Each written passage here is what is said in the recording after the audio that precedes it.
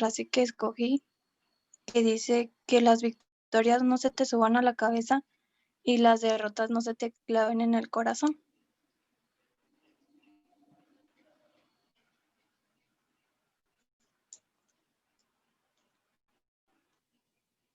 Bueno, en la definición, la meningoencefalitis viral se define como la inflamación de las meninges y del encéfalo originada por un virus. Esta puede tener algunas variantes.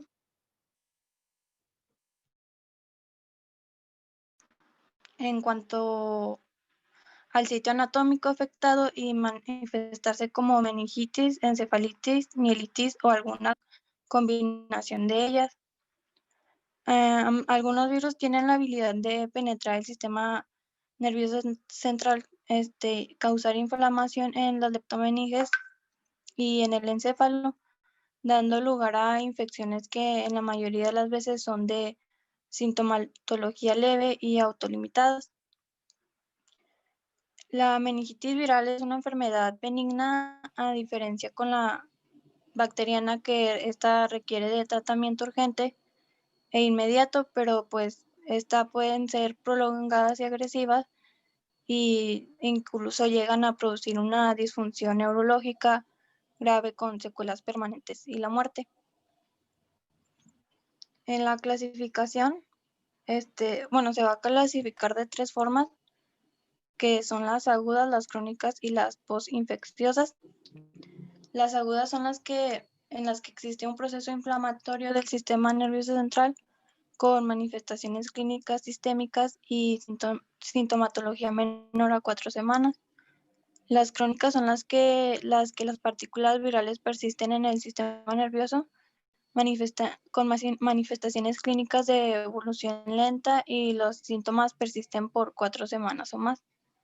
Y las posinfecciosas, estas son las que incluyen los procesos parainfecciosos y posinfecciosos, que son originadas por una respuesta autoinmune desencadenada por un proceso infeccioso.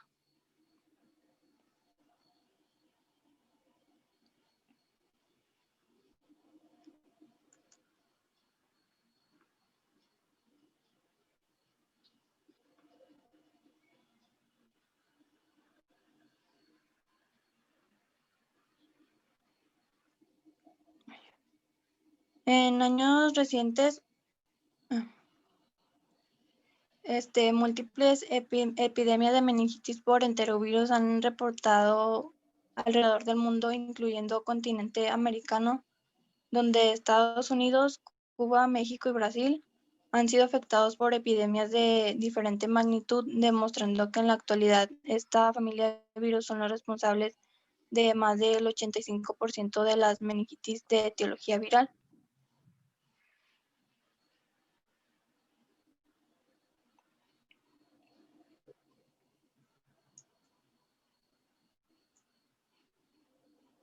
En contraste, en la época prevacunada, los virus de la poliomielitis en los años 60 y 70 eran los agentes virales que con más frecuencia causaban meningoencefalitis, seguido en orden de frecuencia de los parotiditis, herpes simple, diversos serotipos de echovirus y Coxsackie, así como el Epstein-Barr.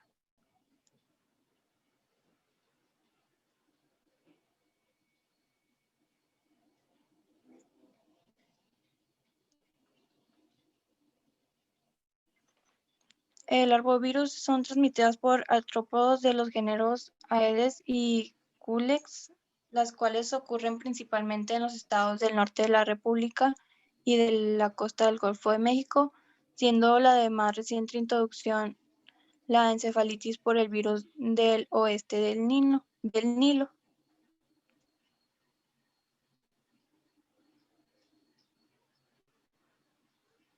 Bueno, en la epidemiología, más del 90% de las meningoencefalitis virales en el mundo son ocasionadas por enterovirus y arbovirus.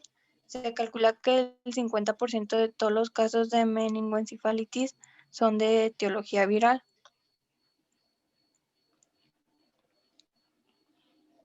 Generalmente se observan como casos esporádicos durante todo el año, En las meningoencefalitis transmitibles de hombre a hombre, las fuentes de contagio son casi siempre las secreciones respiratorias y fecales, pero varían según el agente etiológico. Suelen presentarse en brotes epidémicos durante principios de otoño, como es el caso de enterovirus, o en el verano, donde las infecciones por arbovirus suelen también predominar debido a una mayor presencia de vectores. Se demuestra la predilección por sujetos menores de 10 años con leve predominio en individuos del sexo masculino y son generalmente de presentación aguda. El periodo de contagiosidad máximo es durante la etapa aguda de la enfermedad, pero se inicia desde pocos días antes del inicio de esta y se prolonga hasta 1 o 2 semanas después de haber remitido el cuadro clínico.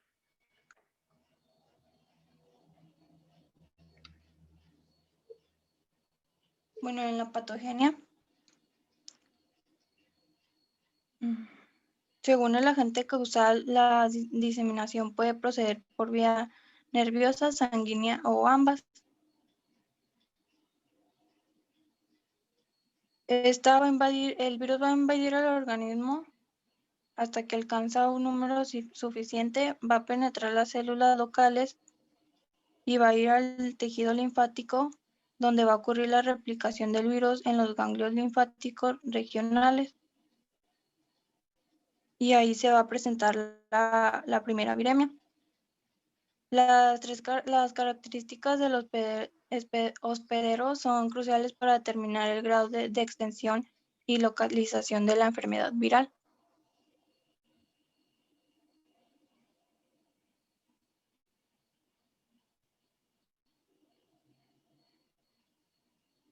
El periodo en que media entre la infección inicial y la afección al sistema nervioso central puede ser de días o semanas. Cuando el virus ha ingresado al sistema nervioso, la diseminación de microorganismos de célula a célula se lleva a cabo a través de 4 mecanismos, que es la infección celular secuencial, el movimiento del microorganismo al espacio extracelular, el transporte axonal y la diseminación a través de los leucocitos o células gliales.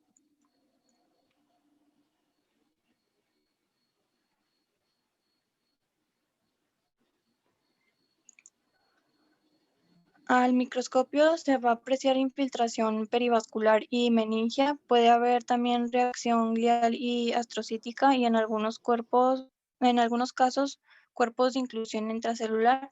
Se presenta destrucción neuronal y luego neurofagocitosis. Macroscópicamente se van a observar datos inespecíficos de inflamación con pequeñas hemorragias predominando los linfocitos.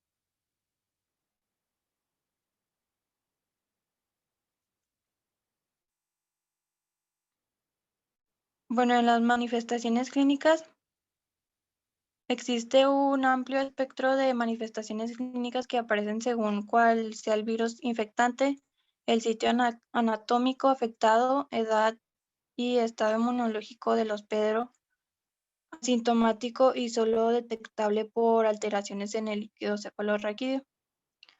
Esta puede abarcar desde un curso asintomático o cuadros clínicos moderados hasta esquemas graves que pueden ocasionar la muerte.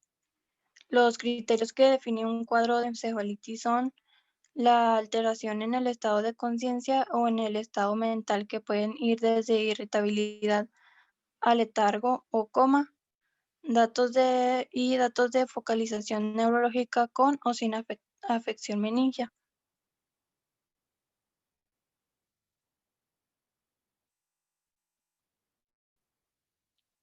La meningoencefalitis viral por lo general comienza con manifestaciones prodrómicas, incluyen malestar general, hiporexia, náuseas, cefalea o una infección de vías respiratorias superiores o de vías digestivas y fiebre. En los casos de meningitis se va a presentar síndrome meningio, que puede haber datos de hipertensión endocraniana y también habrá irritabilidad seguida de confusión mental, alteraciones de la conducta, convulsiones, afasia o anormalidades en la función motora.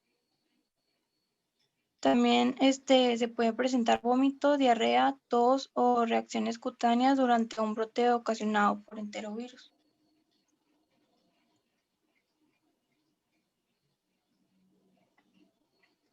En los cuadros causados por herpes virus, perdón, tienen un curso más grave, sobre todo cuando se trata de herpes simple con afección frecuentemente localizada al lóbulo temporal.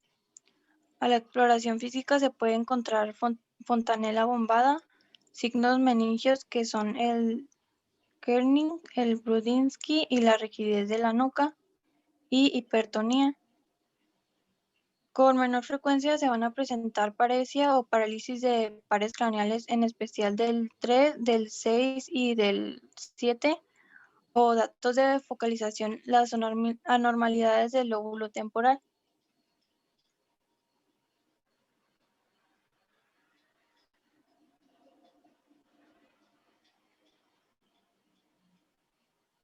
Y esos son los datos clínicos más comunes. Bueno, están todos juntos. Cámbiale, chacha.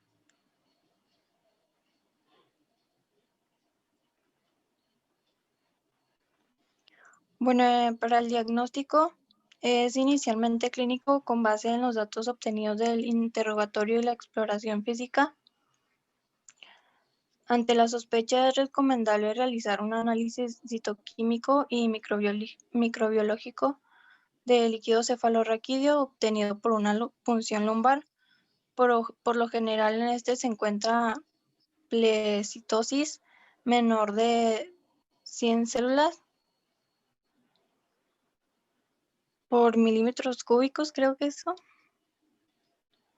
Y los valores de glucosa se encuentran normales en casi todos los casos, pero se ha podido demostrar que en algunos, en algunos casos hay hipoglucurraquia, sobre todo en los causados por virus de parotiditis, herpes y Coxsackie, diagnosticado etiológico que va a requerir para realizar cultivos virales y serología.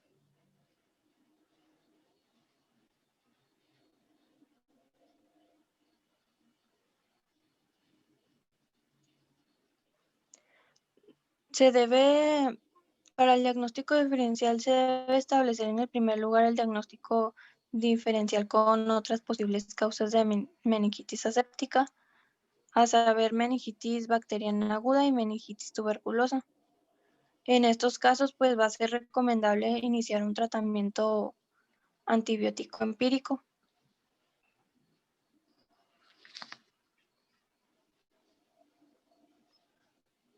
Para los estudios de gabinete son los estudios de imagen como resonancia magnética y tomografía axial computarizada, así como la electroencefalografía, que pueden ayudar a definir y localizar la lesión en caso de gravedad o complicaciones.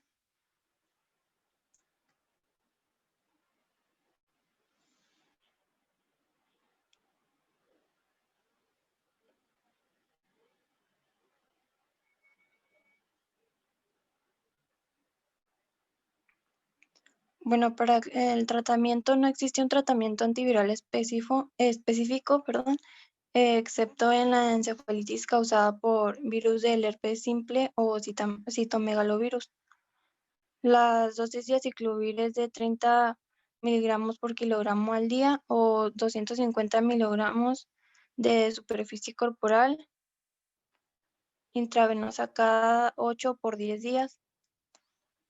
Para tratar la encefalitis por enterovirus, se ha utilizado pleconaril 5 miligramos por kilogramo al día durante 7 días con excelentes resultados, y la gamma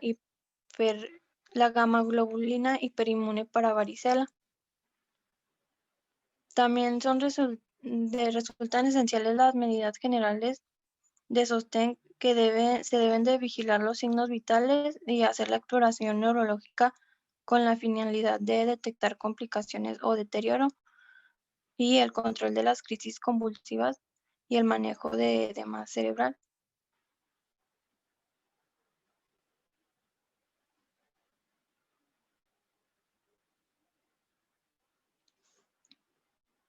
Y en el pronóstico, pues es muy variable, ya que va a depender de muchos factores, pero en general, cuanto menor sea la edad, tanto más grave será el proceso a mayor gravedad del cuadro y mayor la probabilidad de secuelas.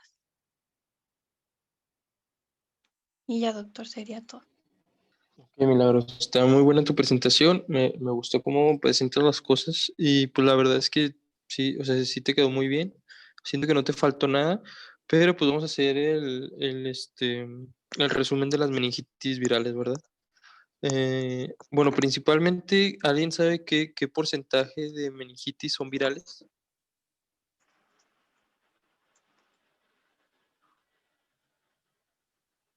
De todas las meningitis que nos vamos a topar en la clínica, ¿cuál es el porcentaje de las meningitis que son de causa viral?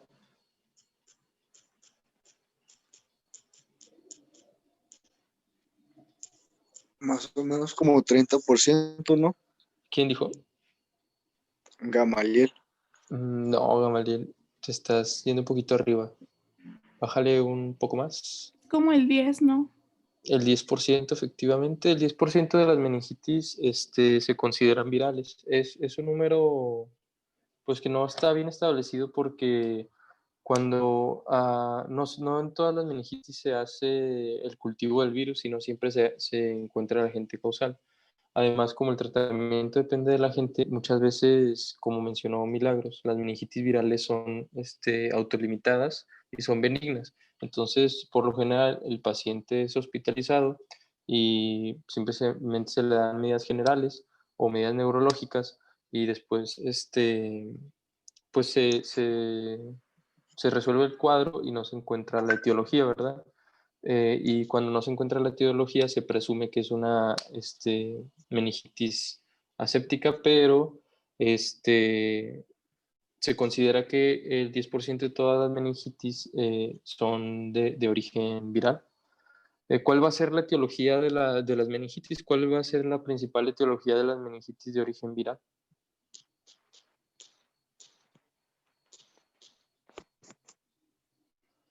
¿Lo mencionó Milagros?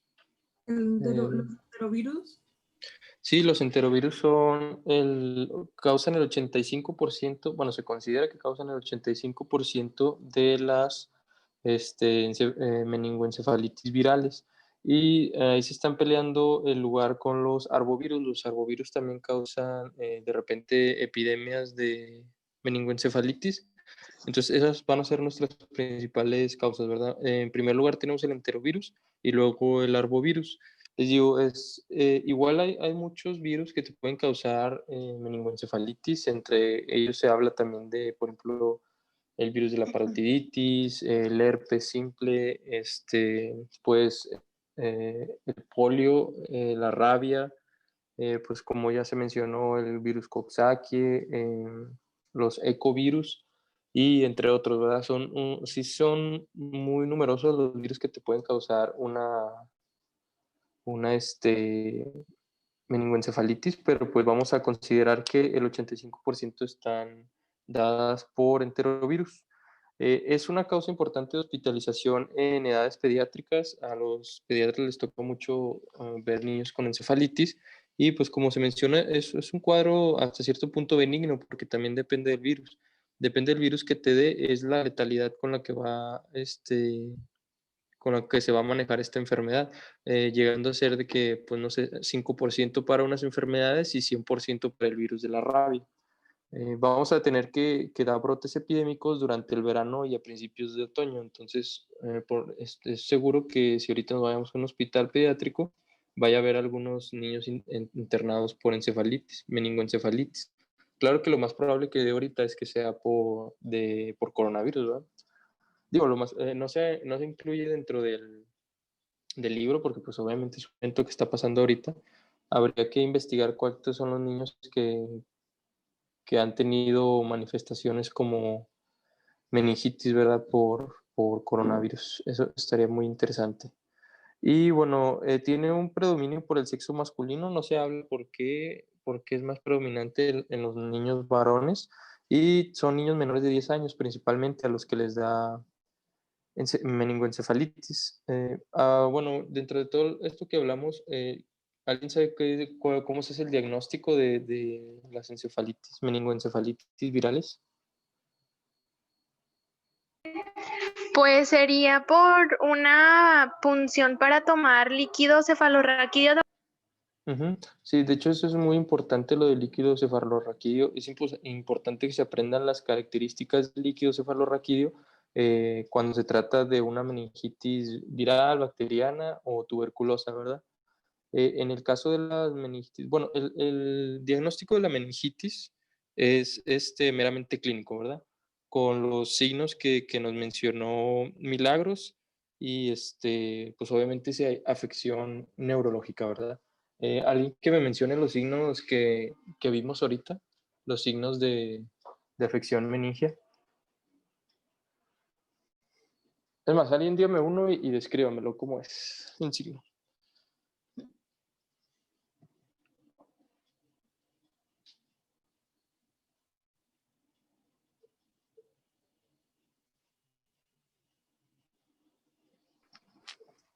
Chacho, ¿quién es Cefalea Chacho? sería uno. ¿Quién es Chacho, el que estaba poniendo la presentación? Yo, doctor. Pero, o sea, ¿quién es? No sé quién dice un Chacho. Adrián Zapata. A ver, Adrián. Pero es que a ti ya te pregunté mucho. Tú sí contestas. No, pues, Wendy está por ahí.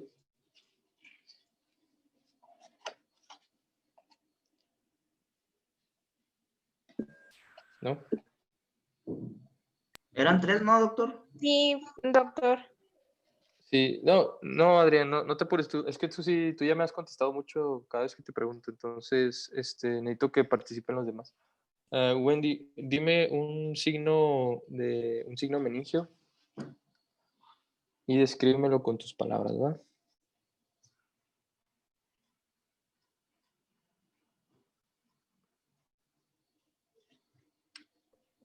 Doctor, ¿puedo participar yo?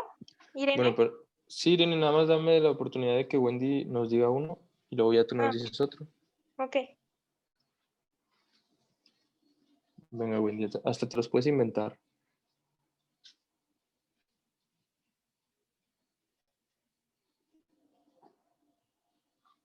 ¿No? Bueno, Irene, tú dinos un signo de irritación meningia. Bueno, en lo que yo vi era fiebre, vómito, anorexia y depresión del estado de conciencia. Sí, bueno, mira, esas son manifestaciones neurológicas podría ser cualquier enfermedad, pero específicamente de signos de irritación meningia, Milagros nos mencionó 3 que puso en una diapositiva. ¿Te sabes Yo. alguno? Vamos a darle oportunidad a Irene que nos conteste. No, doctor, no Son me 3 acuerdo. signos, ¿no? Bueno, a ver, ¿quién dijo yo? Fernanda. A Era ver, Fernanda. el de Kerning, que era ¿Y la elevación cómo? de la pierna extendida y el paciente iba a flexionar la rodilla como en forma de reflejo. Ajá, ok, ese es el primer signo de irritación meningia, el de Kernig. Y el de Y el otro. Ujú, Brodsky, algo así, que ujú. era elevar la cabeza del paciente y bueno, este iba a flexionar la rodilla también como un reflejo. Ok, si tú doblas al paciente, pues le doblas la cabeza al paciente, se la traccionas hacia el tórax y reflejamente él iba a doblar las rodillas hacia la cabeza, ¿verdad? Y Ujú. hay un último signo de irritación meningia. El de la rigidez de nuca. Ajá, que- ese, pues como su nombre lo dice, es Ujú. rigidez de nuca, ¿verdad? Tú tratas de doblar al paciente de la cabeza, o sea, flexionando la nuca, y el paciente no se dobla, o sea, se va en bloque. Y al irse en bloque, pues tú te das cuenta que el paciente tiene, pues, rigidez de nuca positiva. Y bueno, esos serían los signos para nosotros hacer el diagnóstico de irritación meningia. También se habla, por ejemplo, que en los lactantes, como ellos no nos pueden decir que tienen cefalea y todo eso, vamos a poder ver la fontanela abombada. Al momento de ver tú la fontanela abombada, pues te estás dando cuenta que hay aumento de la presión intracraneana. En el caso de los adultos, el aumento de la presión intracraneana se manifiesta como cefalea y vómitos en proyectil. Para que lo anoten por ahí, pues son los signos en los que nosotros nos podemos dar cuenta que el paciente está afectado de las meninges. Y bueno, estábamos hablando del líquido cefalorraquídeo. Alguien que me diga las características del líquido cefalorraquídeo cuando hablamos de una meningitis viral.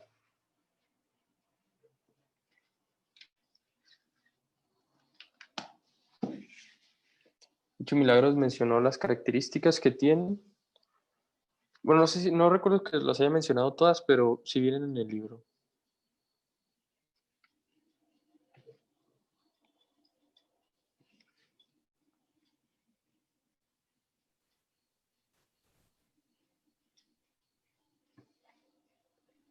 ¿Está por ahí Doctor, Cristel? A ver, Jennifer, ¿tú quieres participar? ¿O quién habla? O ya nos estamos llevando la hora de clase.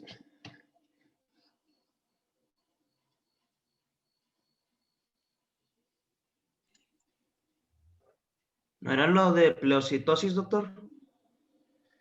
Sí, pleocitosis. ¿Qué es pleocitosis, Adrián? Era lo de...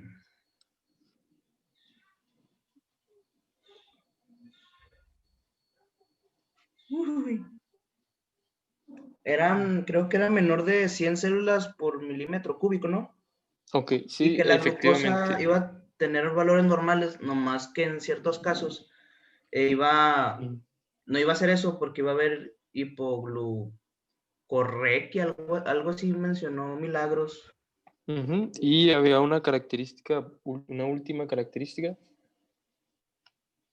La...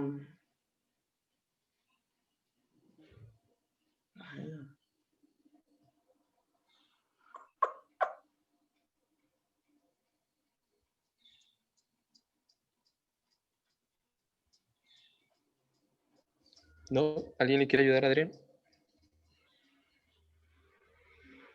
¿No iba a estar en herpes? ¿Que iba a estar manifestación del herpes? No, no, son características del líquido cefalorraquídeo. Mm,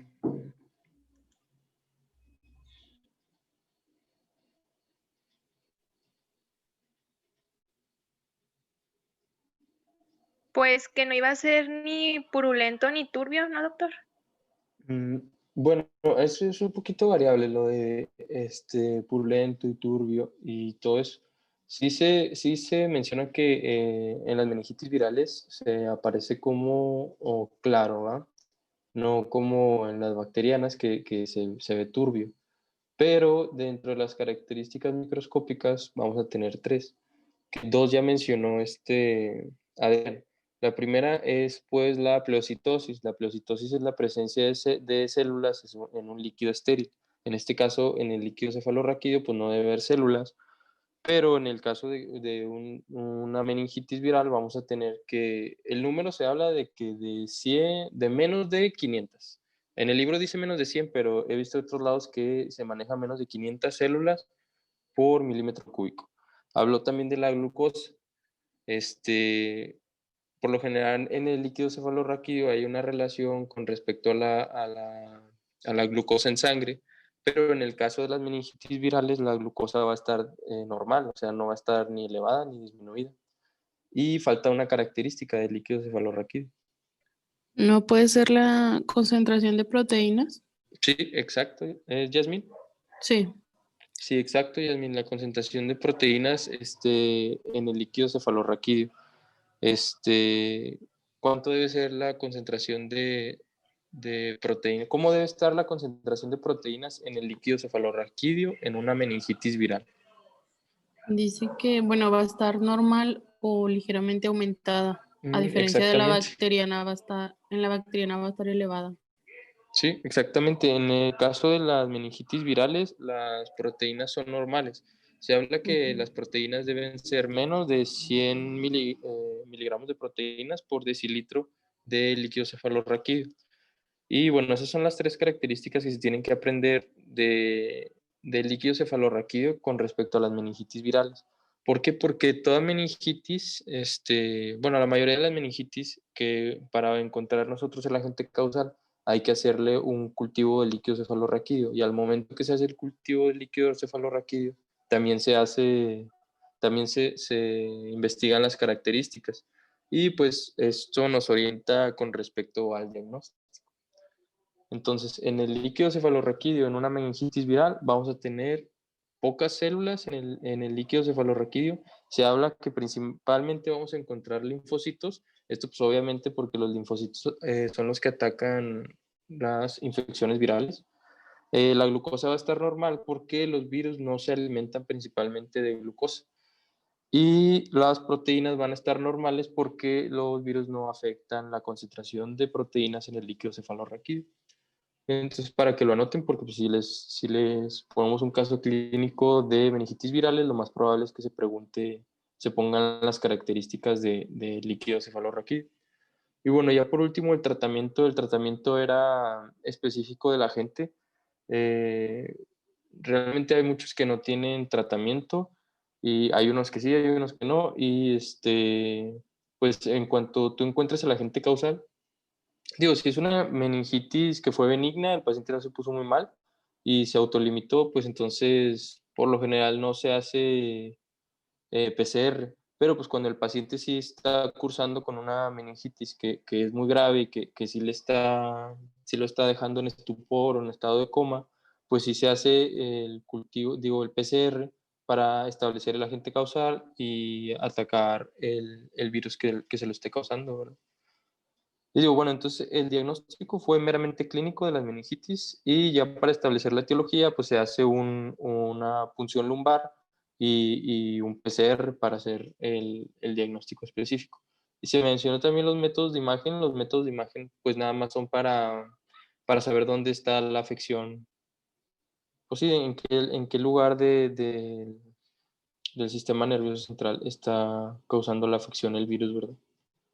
Y bueno, pues hasta aquí sería todo de meningitis virales. ¿Dudas, comentarios? No. ¿No? No, doctor, todo claro. Ok, pues espero que les haya ayudado la clase y mañana vemos meningitis bacterianas. Nos vemos mañana. Hasta mañana, doctor. Mañana, Hasta doctor. mañana. Nos vemos.